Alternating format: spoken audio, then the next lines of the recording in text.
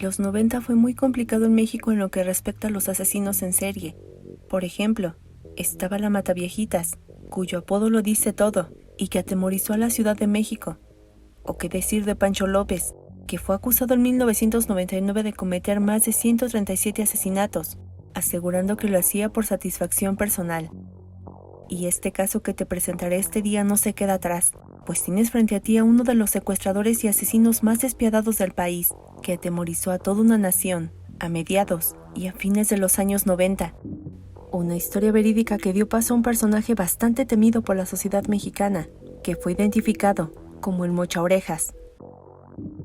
El caso es tan perturbador que te dejará sin palabras,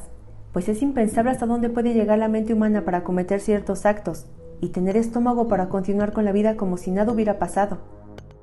Familia, ¿cómo están? Bienvenidos una vez más al canal, me da mucho gusto tenerlos por acá. Yo soy Laura y antes de comenzar te quiero pedir que si aún no te has suscrito, por favor no dudes en hacerlo y no te olvides de activar la campana de notificaciones para que te enteres en cuanto suba un video nuevo. Y ya sin más que decir, comenzamos. Todo criminal tiene una historia detrás, aquella que más o menos nos puede dar detalles del porqué de su comportamiento. Y en cuanto a David Arismendi López, no se podía quedar atrás. Él nació el 22 de julio de 1958, dentro del seno de una familia humilde, en Miacatlán, Morelos. Durante sus primeros años llevaba una vida limitada con su familia, la cual estaba liderada por sus padres Catarino Arismendi Iniesta y María López Juárez, tanto que tenían días para comer, y otros no. Era pésimo para el colegio, y esto fue la causa de que no cursara los estudios básicos, y tras el abandono de su padre a los 8 años comenzó a trabajar para ayudar a su mamá.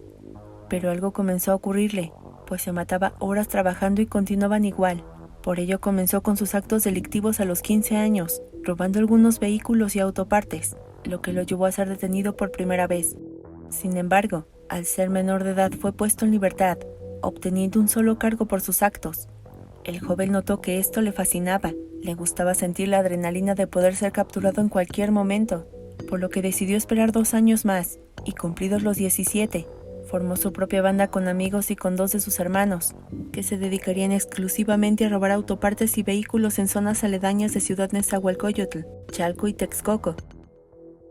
Por supuesto que esta vida les traería muchos beneficios, pues comenzaron a generar ingresos que provenían de grupos delictivos, y al saber que tendrían mayores recursos ampliaron su negocio a toda la Ciudad de México. Pero luego buscó ser un hombre de bien, ya que fue empleado de fábricas, estuvo en la Secretaría de Marina, también lo contrataron como chofer particular de transporte público, y por último ingresó a la Policía Judicial de Morelos cuando tenía 26 años. Pero había algo que no lo complacía, y al percatarse que un trabajo de bien no le permitiría tener la vida desahogada que quería, buscó otros medios que sabía le traería muchos beneficios. Posteriormente sería mejor amigo de Alejandro Villalbazo y Antonio Flores, a quienes conoció en Sinaloa, y que se cree fueron los causantes de inducirlo a la vida del crimen. Pero la Procuraduría General de la República contradice lo anterior, pues tras recabar más datos sobre su vida delictiva, se encontró que una persona apodada La Víbora, que había estado preso en varias ocasiones por delito de secuestro, fue quien incitó a Daniel y a su hermano Aurelio Arismendi a iniciar como secuestradores proponiéndoles que privaran de su libertad a un empresario del Estado de México, llamado Martín Gómez Robledo, quien era dueño de una gasolinera. Con este hombre comenzaría su serie de secuestros, y al llevarlo a cabo le trajo mucha satisfacción, pero no era tanto por el dinero, sino por lo que le hacía sentir, pues el hecho de que una persona tan poderosa le suplicara clemencia, lo hacía sentir imponente, ya que esa vulnerabilidad él la había provocado. Este es el primer secuestro que se le atribuye, al igual que su primer asesinato, ya que tras recibir la recompensa de 350,000 pesos de parte de los familiares, se deshizo de la víctima, al igual que de su cuerpo, el cual fue encontrado en Chalco, tan solo 2 semanas después de que fuera secuestrado. Con esto había empezado una carrera mortal con un trágico modus operandi, que lastimó a más de 200 familias mexicanas. Y es que la facilidad con que habían obtenido una gran suma de dinero causó que los hermanos decidieran formar su propia banda de secuestradores. Estaban conscientes que esto debían hacerlo con mucho cuidado, pues un paso en falso los encerraría de por vida en prisión. Los hermanos Arismendi López incluyeron a familiares cercanos y amigos con los que pudieran contar. Ellos ayudarían a dar con los objetivos, que cabe resaltar, todos tenían algo en común. Eran sumamente ricos, o de familias reconocidas en México, y a su vez ayudarían a esconderlos en casas de seguridad. Ahí negociaban los rescates, y una vez que cobraban el dinero se tomaba la decisión de dejarlos en libertad o matarlos. Ambos hermanos eran despiadados, pero si algo distinguió a Daniel Arizmendi es que presionaba a los familiares de las víctimas amenazándolas. Y aquí es cuando se daban cuenta los familiares que no trataban con cualquier secuestrador, pues el hombre los mutilaba, ya fuera de los dedos o de las orejas, según él, porque el ver partes del cuerpo causaría una fuerte impresión, y de inmediato juntarían la cantidad solicitada para dejarlo en libertad. De esta manera, Daniel Arizmendi secuestró entre 1995 y 1998, tiempo en que se especula junto a un clan de secuestradores que tenían antecedentes penales, y que según las autoridades del Estado de México, al menos 3 terminaron en asesinato. Y esto se debía a que las negociaciones con los familiares de las víctimas no eran tan fáciles como los raptores imaginaban. Por ello David recurría a medidas bastante extremas para doblegarlos, y vaya que lo conseguía. La banda en todo momento estuvo liderada por Daniel Arizmendi López, aunque también permitía la intervención de su hermano Aurelio y de su medio hermano Juan Farfán, al igual que el de su esposa, María de Lourdes Arias García, que sabía perfectamente lo que hacía la familia de su esposo, que en su mayoría habían salido de prisión. La mujer también fue cómplice de los delitos perpetrados por su esposo, tanto que se hacía cargo de cuidar a las víctimas en las casas de seguridad, y jamás intervino para evitar que lo lastimaran. Por el contrario, ver a personas vendadas de los ojos y maniatadas se volvió parte de su vida cotidiana. Una vez que se denunció cada caso, las autoridades de la Ciudad de México, y principalmente del Estado de México, así como instituciones del gobierno del entonces presidente Ernesto Zedillo Ponce de León, se pusieron en marcha para dar con la banda que estaban seguros. Más adelante ampliarían su turbio negocio a otros estados de México. Por lo que ante tal preocupación, el desaparecido Centro de Investigación y Seguridad Nacional, el CISEN, que era equivalente al FBI, realizó muchas investigaciones, pero les llevó mucho tiempo para dar con los responsables que siempre tuvieron un objetivo: continuar sumando altas cantidades de dinero. Además,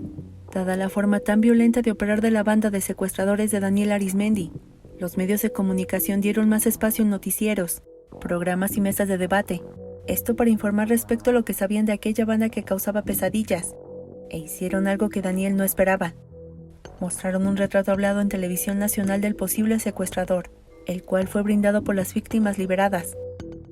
Esto permitió mayor presión para las autoridades, que por años intentaron mantenerlo en privado para evitar pánico en la población, lo que permitió dar con un miembro de la organización, quien aportó valiosa información para dar con el líder de la banda, pero estuvo a nada de complicarse la situación, pues tras dar a conocer el retrato en televisión, Daniel huyó con su familia a Cuernavaca,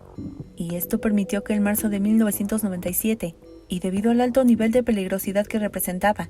el Grupo GAD, integrado por agentes de la Policía Judicial del Estado de México, por elementos de la Policía Judicial Federal y de la Policía Judicial del Distrito Federal, así como marinos, militares y miembros del CISEN, unieron fuerzas para capturar al cabecilla de la banda, que ya era apodado el Mochaorejas, y en poco tiempo dieron con algunos cómplices, pero ahora solo faltaba el líder. No fue sencillo, pues al ser una banda delictiva conformada por familia y amigos cercanos, todo lo tenían bastante controlado, y su lealtad era impresionante, pero el terror que causaban llegó a su fin el 17 de agosto de 1998, cuando, a eso de las 19 horas, elementos de la Policía Judicial del Estado de México del municipio de Naucalpan hicieron un cerco para detener a Daniel Arizmendi López cuando éste salió de su domicilio,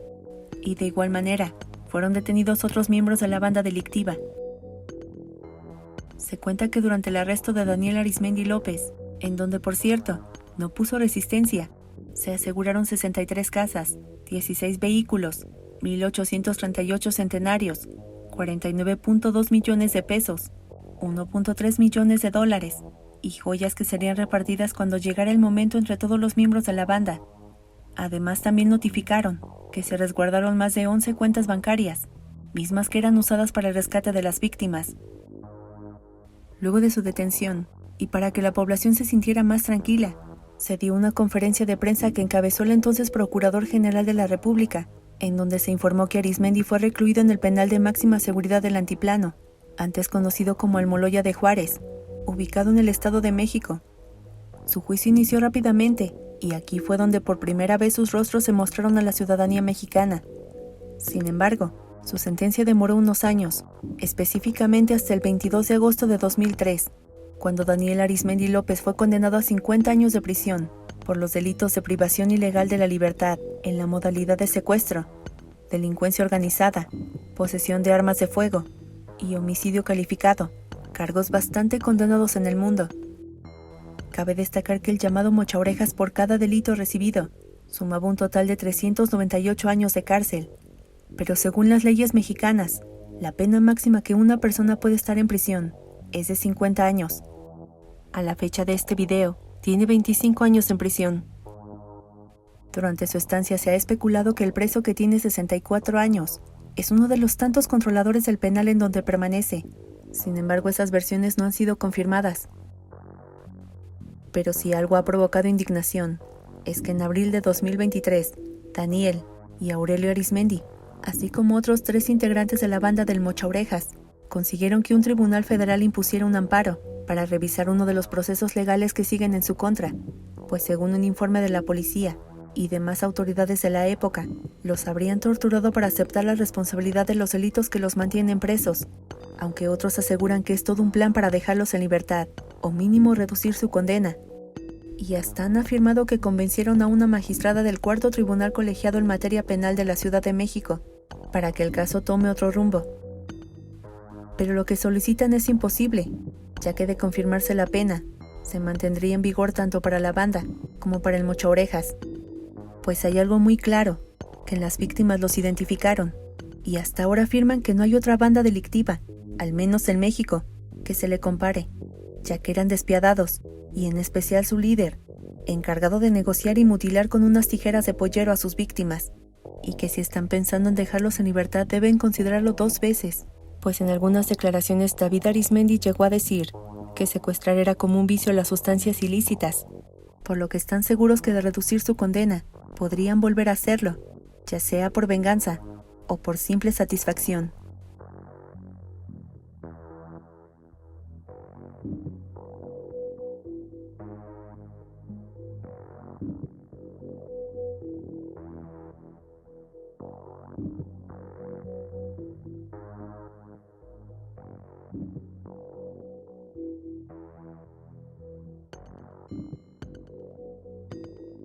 Pues familia, eso es todo por este día, espero que te haya gustado, y si es así, por favor regálame un like y compártelo con tus amigos y conocidos para que nuestra familia sea cada vez más grande. Yo soy Laura y ya sabes que te espero en el próximo video con una historia nueva, que seguramente será aún más estremecedora. Familia, que tengan un excelente fin de semana, les mando un abrazo muy fuerte hasta donde estén, cuídense mucho y nos vemos en el próximo video.